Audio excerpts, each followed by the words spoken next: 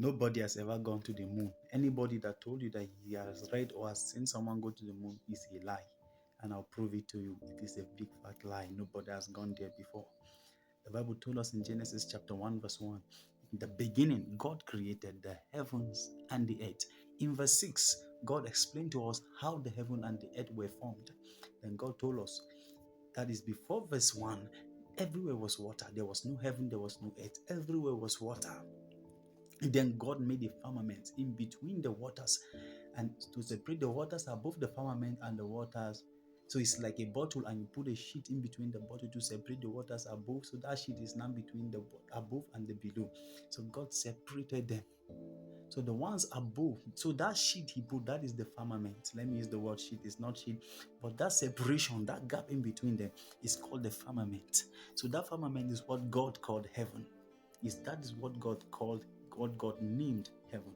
So to separate the waters above and the waters below. You have to understand that the waters below, God separated them into dry land. The dry land he called earth. And the water he called seas. That's where earth was formed. The waters above, God didn't separate them. That is where the firmament is. And upon that firmament, that's where God created the lights. That's where God created the star and set. That's where God created the moon and the sun and set in the firmament. That is to say, in the firmament, it means in the waters, because the firmament is the water. It is in that water. So if you have seen the scientists will tell you, people have gone up there and they could not be found. Plane has gone there, they could not be found. It's because the water there cannot be controlled. The water there is not controlled. When you get there, you will be lost. Nobody can trace you. The water it's not like the air that God separated them. The water cannot be controlled. The water up there is much. So when you get there, you are lost. So that is where God set the moon, the stars, and the sun. That's where God set them. So when they tell there is a layer that reduces the heat of the sun, there is nothing like that. That is the firmament. It is the firmament that they are calling ozone layer.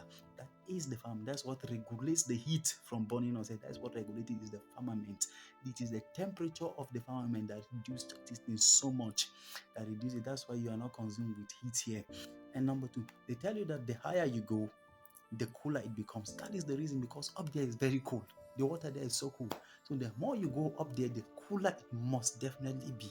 The cooler. Where do you think, when God said, when the days of Elijah, when the heavens were shut, where do you think the water came from? You thought it's from evaporation after 3.5 years? It's not. That's where the water, the Lord opened the windows of the heavens and the water came. And the water came. Anybody you can't get to the moon. Nobody has gone to the moon. They have seen it from a distance, but nobody has gone there. Nobody has gone there. And this is revelation. This is not a fact, but you can go and study on it. This thing I'm about to say, you can go and make study on it. This is not a fact, but you can go and study about it. And I believe one of the reasons Elijah and Moses appeared to Jesus, there are other reasons, but I think one of the reasons they have to appear again to Jesus is because Moses was the only one who separated water at the Red Sea, and Elijah also separated water when he's about during his ascension, when he was with Elijah. When Elijah was coming back, the Bible told us he took the mantle and said, "Where's the God of my father Elijah?" and separated with the mantle. These two men have separated water before.